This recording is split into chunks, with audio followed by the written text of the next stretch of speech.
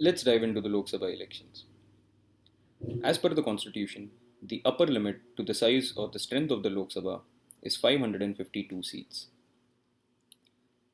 Out of these 552, the constitution grants 530 seats to the MPs who are elected from each state, 20 seats for the MPs from each union territory, and two are special seats reserved for the Anglo-Saxon community. The president can nominate two members to these seats from the Anglo-Saxon community if he or she finds that this community is not adequately represented in the House. Please remember that these are upper limits. It's not necessary that every Lok Sabha elections will have the same number of seats. What this means is that sometimes some constituencies might not even have any voting. The people from that constituency, of course, still do vote. They just belong to another constituency or are a part of another constituency in that case. Before every Lok Sabha elections, the Election Commission of India will announce which state has how many and which constituencies being considered for the election. Adding all these up with those of the Union territories and the National Capital Territory of Delhi, will get us the total number of seats in the Lok Sabha. Remember that 550 is the upper limit. In practice, not all states have the maximum possible constituencies up in the elections. For the current elections, we have voting in 543 parliamentary constituencies out of the 550 possible, which means that bearing the two special seats reserved for the Anglo-Saxon community, we will have 543 seats in the Lok Sabha as well. So let's begin by understanding how these 550 seats, the ones for all the states and the ones for all the union territories, are elected, or how are the members or members of the parliament to these 550 seats elected.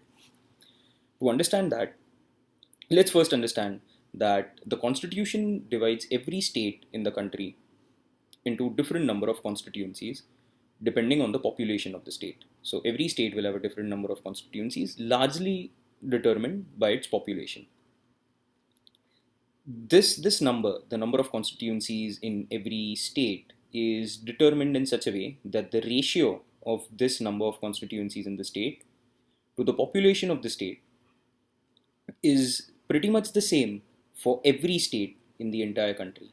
So, as an example, Gujarat, as per its population, has 26 constituencies. Madhya Pradesh has 29. Maharashtra has 48. Rajasthan has 25.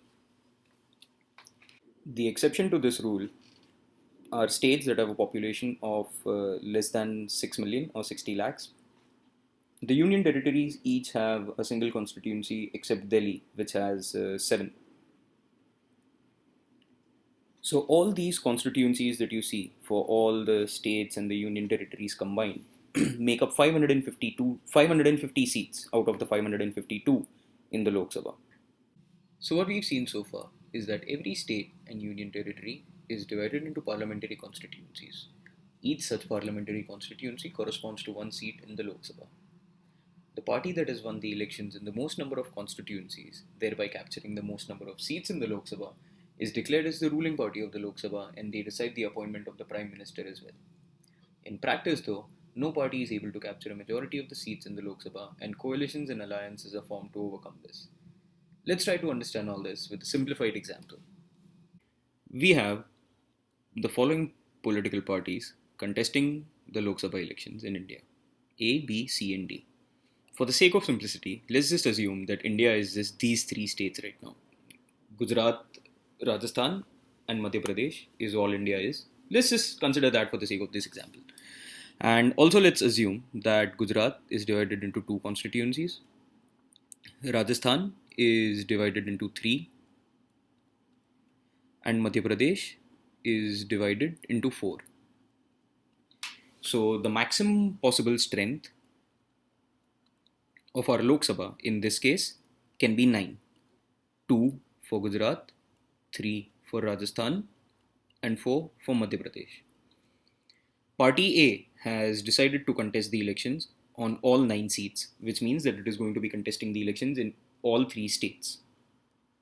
Similarly, Party B has also decided to contest the elections in all 3 states, which means it will be contesting on 9 seats. Party C has decided to contest the elections in Rajasthan and Gujarat only, which means that they will be contesting the elections on a total of 5 seats.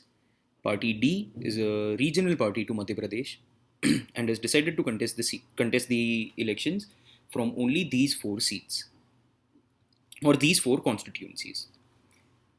Suppose this is where you live and you've decided that you're going to give your vote to Party A. So, what you're going to do is on the day of the elections, when you go out to vote, you will give your vote to the candidate who is representing Party A in that particular constituency or who has been given a ticket for that particular constituency by the political party A. Suppose that candidate is A1. Your friend who lives over here also wishes to give their vote to the same party. So, what they will do is they will give their vote to the candidate who represents that party in that constituency, which could be A2, and so on and so forth. So, once the elections are done and the votes have been counted, we see that Party A has won 3 constituencies or has won elections in 3 constituencies out of the total of 9 that it was contesting the elections in. What this means is in 3 of these constituencies, doesn't matter if it's 3 right now, you could pick any 3. In 3 of those constituencies, the candidate who was representing Party A got the most votes out of all the people in that constituency who went out to vote for that day. So that is what is meant when it is said that Party A has won this constituency. So in our example, Party A has managed to win 3 constituencies or 3 seats. Party B has managed to win just 2. So out of the 9 that it was contesting the elections in, it won just 2 seats or 2 constituencies. Party C has managed to win 3 out of the 5 that it was contesting in Gujarat and Rajasthan.